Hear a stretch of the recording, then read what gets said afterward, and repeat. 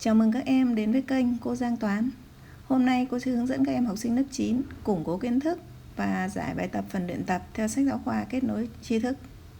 Trước khi vào bài, các em hãy vui lòng bấm like, đăng ký kênh ủng hộ cô và chia sẻ kênh của cô cho các bạn khác cùng học toán với cô nhé. Bây giờ chúng ta vào bài 29, tứ giác nội tiếp. Trong bài này các em cần nắm vững định nghĩa, định lý và phần đường tròn ngoại tiếp, hình chữ nhật và hình vuông như cô đã hướng dẫn trên màn hình. Và chú ý cho cô là muốn chứng minh một tứ giác nội tiếp, chúng ta có cái cách chính là định nghĩa. Và cái thứ hai là trong trường hợp đặc biệt hình chữ nhật và hình vuông thì chúng ta sẽ xác định tâm đường tròn ngoại tiếp.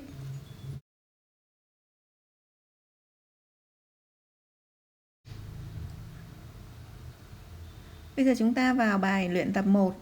Cho tam giác ABC có các đường cao BECF. Biết rằng góc B bằng 60 độ, góc C bằng 80 độ. Câu A là chứng tỏ rằng tứ giác BCF nội tiếp đường tròn có tâm là trung điểm cạnh BC. Câu B là tính số đo của các góc BFE và CEF. Chúng ta vẽ hình cho bài toán này. Đầu tiên ta vẽ cạnh BC rồi xác định góc B và góc C theo số đo đề bài đã cho. Ta vẽ đường cao BE và CF.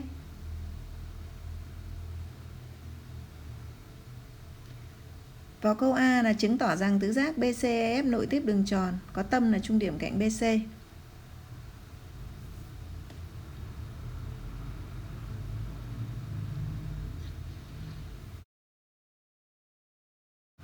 Ta có BE vuông góc với AC tại điểm E và CF vuông góc với AB tại điểm F.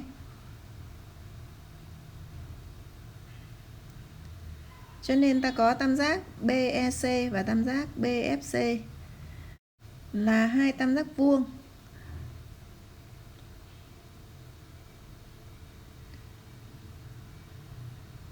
Có chung cạnh huyền là BC.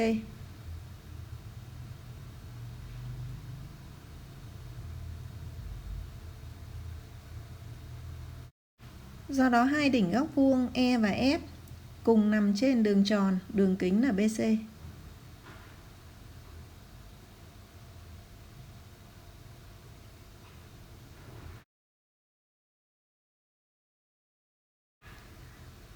Nên 4 điểm EFBC cùng thuộc một đường tròn, đường kính là BC.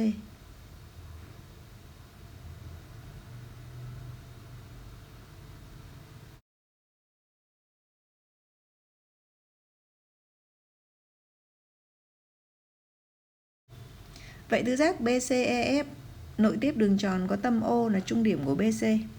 Bây giờ ta sang câu B là tính góc BFE và góc CEF.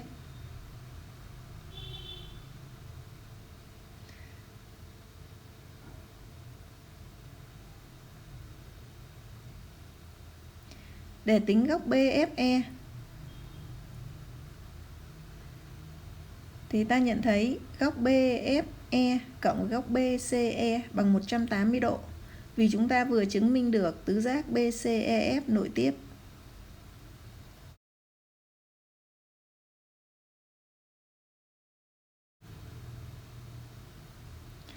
Như vậy lúc này chúng ta đi tính góc CEF cũng hoàn toàn tương tự như trên.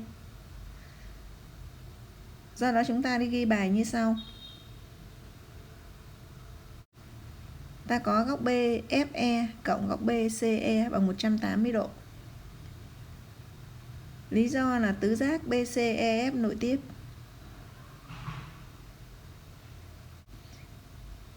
Hay là góc BFE cộng góc BCA bằng 180 độ do điểm E thuộc vào cạnh AC.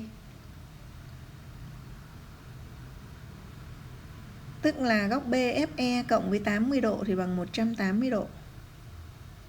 Nên ta suy ra góc BFE bằng 180 độ trừ 80 độ thì bằng 100 độ. Tương tự ta đi tính góc CEF. Ta có góc CEF cộng góc CBF bằng 180 độ. Do cái tứ giác BCEF nội tiếp đã chứng minh ở trên.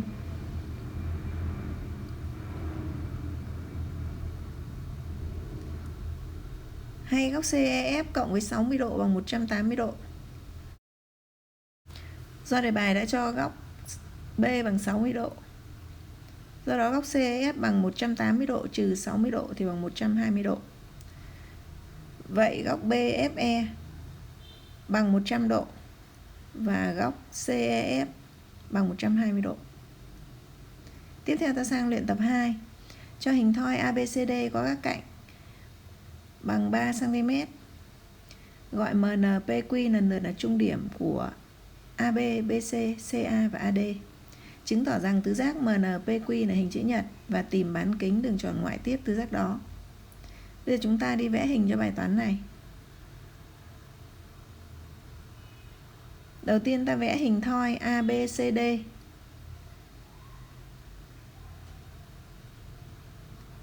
Lấy trung điểm MNPQ của các cạnh. Nối lại ta được một cái tứ giác là MNPQ. Bây giờ chúng ta đi chứng minh rằng tứ giác MNPQ là hình chữ nhật. Để chứng minh MNPQ là hình chữ nhật thì ta chứng minh MNPQ là hình bình hành và có góc NMQ bằng 90 độ. Để chứng minh MNPQ là hình bình hành, ta chứng minh nó có cặp cạnh đối song song và bằng nhau, đó là cạnh MN và PQ. Để chứng minh MN song song với PQ thì ta chứng minh rằng MN và PQ cùng song song với AC.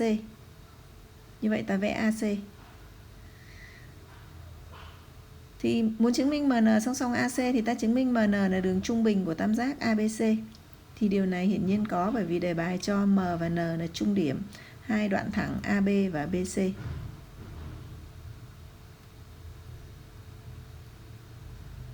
Để chứng minh PQ song song AC, chúng ta làm hoàn toàn tương tự. PQ là đường trung bình của tam giác ADC. Trong đó P và Q là trung điểm của CD và AD. Tiếp theo ta đi tìm cách chứng minh MN bằng PQ. Thì để chứng minh MN bằng PQ ta thấy MN nó là đường trung bình của tam giác ABC cho nên nó bằng 1/2 của AC.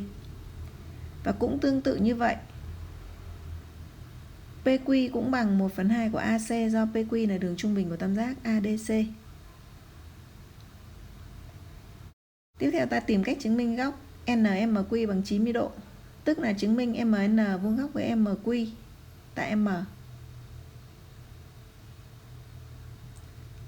Để chứng minh MN vuông góc với MQ tại M thì ta thấy MN thì song song với AC. Như vậy ta phải chứng minh MQ vuông góc với AC. MN song song với AC chúng ta đã chứng minh ở trên rồi. Do đó lúc này chúng ta cần chứng minh. Chúng ta chứng minh MQ vuông góc với AC. Để chứng minh MQ vuông góc với AC thì ta chứng minh rằng MQ song song BD và AC vuông góc với BD. MQ song song với BD bởi vì MQ là đường trung bình của tam giác ABD. MQ là đường trung bình của tam giác ABD bởi vì M và Q là trung điểm của hai đoạn thẳng AB và AD. Còn để chứng minh AC vuông góc với BD tại điểm O thì ta có ABCD là hình thoi do đề bài đã cho.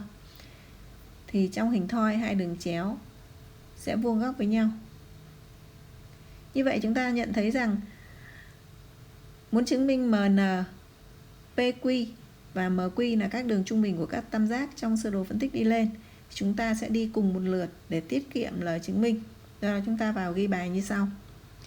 Ta có MNPQ lần lượt là trung điểm của AB, BC, và DA.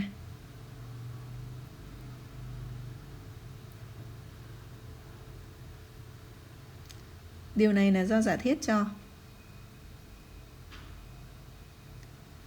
Cho nên suy ra MN là đường trung bình của tam giác ABC. Vì là đường trung bình cho nên chúng ta suy ra tính chất của nó là MN song song với AC và MN bằng 1/2 AC. PQ là đường trung bình của tam giác DAC cho nên PQ cũng song song với AC và PQ bằng 1/2 AC.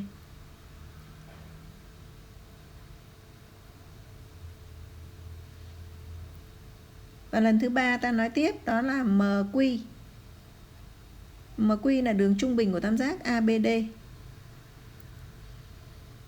Cho nên ta suy ra MQ sẽ song song với BD. Ta đánh số các phần mục. MN song song AC là điều 1, MN bằng nửa AC là điều 2. PQ song song AC là điều 3, PQ bằng nửa AC là điều 4 và MQ song song BD là điều 5. Bây giờ từ 1 và 3 thì chúng ta sẽ suy ra được MN song song với PQ bởi vì nó cùng song song với AC.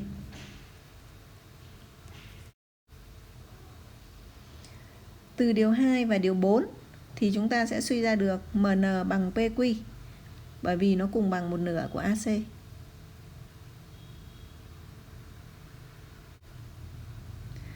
Ta thấy MN và PQ vừa song song vừa bằng nhau. Do đó cái tứ giác MNPQ là hình bình hành. Theo dấu hiệu nhận biết hình bình hành là có một cặp cạnh đối vừa song song vừa bằng nhau.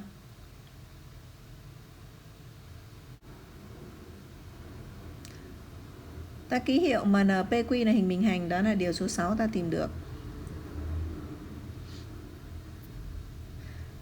Ta lại có BD vuông góc với AC do ABCD là hình thoi.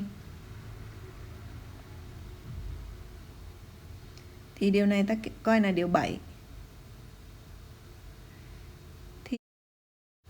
Thì từ 5 và 7 ta sẽ suy ra MQ vuông góc với AC. Mà MN thì lại song song với AC. Do đã chứng minh ở trên. Do đó MN vuông góc MQ tại điểm M nên góc NMQ bằng 90 độ.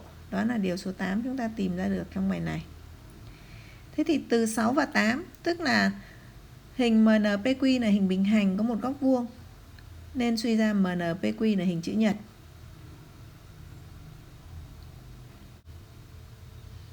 Như vậy việc chứng minh tứ giác MNPQ là hình chữ nhật chúng ta làm xong. Và bây giờ ta sang phần thứ hai là tính bán kính đường tròn ngoại tiếp tứ giác MNPQ. Lúc này ta vẽ cái đường tròn đi qua 4 đỉnh của hình chữ nhật MNPQ.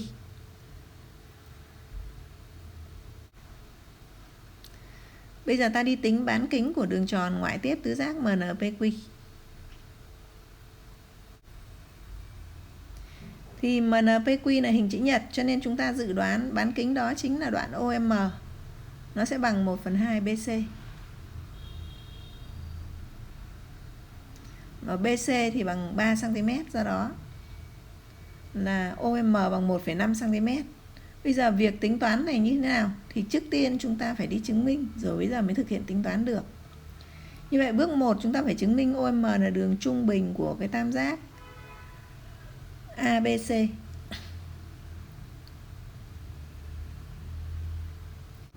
Muốn chứng minh OM là đường trung bình của tam giác ABC thì ta biết là O và M là trung điểm của AC và AB. Tiếp theo là ta phải chứng minh rằng O là tâm đường tròn ngoại tiếp hình chữ nhật MNPQ. Để chứng minh O là tâm đường tròn ngoại tiếp hình chữ nhật MNPQ thì ta chứng minh rằng MNPQ là hình chữ nhật và O là trung điểm của đường chéo MP. MNPQ là hình chữ nhật ta đã chứng minh xong, do đó lúc này O là trung điểm đường chéo MP thì ta phải chứng minh rằng AMCP là hình bình hành và O là trung điểm của đường chéo AC. Lúc này ta nối M với C, nối A với P để nhìn rõ cái hình bình hành AMCP. O muốn là trung điểm của đường chéo AC thì AC cắt BD tại O do ABCD là hình thoi. Còn ta đi chứng minh AMCP là hình bình hành. Thì để chứng minh nó là hình bình hành thì ta sẽ chứng minh rằng AM bằng CP và AM song song với CP, tức là chứng minh một cặp cạnh đối vừa song song vừa bằng nhau. AM song song CP bởi vì AB song song với CD và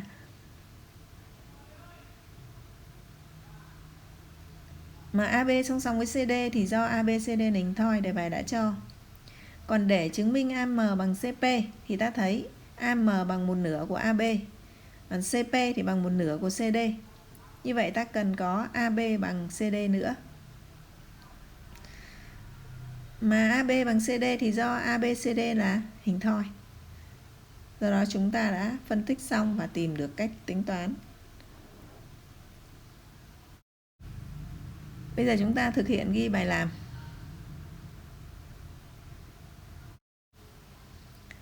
Ta nối tiếp M với P. Ta đi vào giải bài toán này là gọi AC cắt BD tại O. Ta nối MP, MC, PA.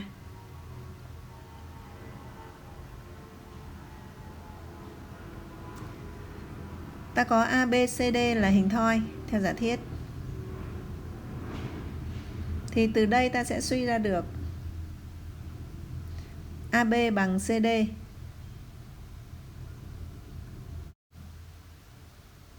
M và P lần lượt là trung điểm của AB và CD, nên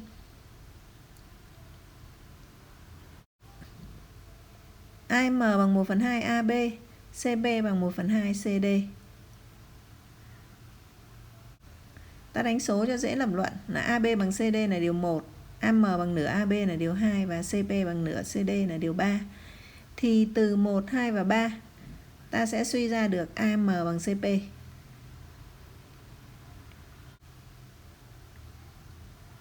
Mà ABCD là hình thoi thì ta suy ra AB song song với CD.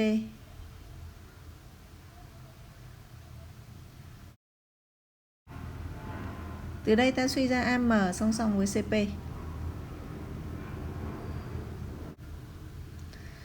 Vì AM bằng CP và AM cũng song song với CP, do đó cái tứ giác AMCP là hình bình hành.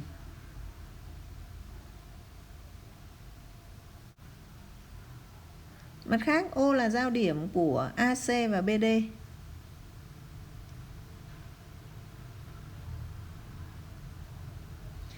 Cho nên O là trung điểm của đường chéo AC.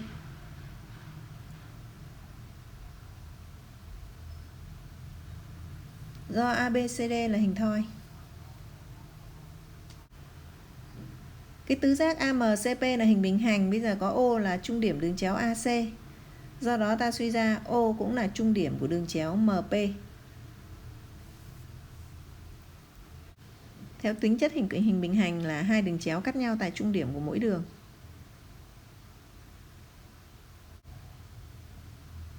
Ta lại có MNPQ là hình chữ nhật. Đó chứng minh ở phần trên. Cho nên O là tâm đường tròn ngoại tiếp hình chữ nhật MNPQ. Vì O và M lần lượt là trung điểm của AC và AB, nên OM là đường trung bình của tam giác ABC.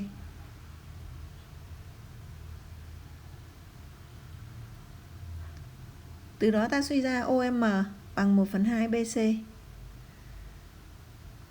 Ta thay số vào để tính thì bằng 1/2 nhân với 3.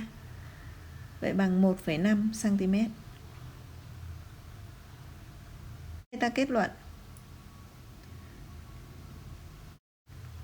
Vậy bán kính đường tròn ngoại tiếp hình chữ nhật MNPQ chính là OM thì bằng 1,5 cm.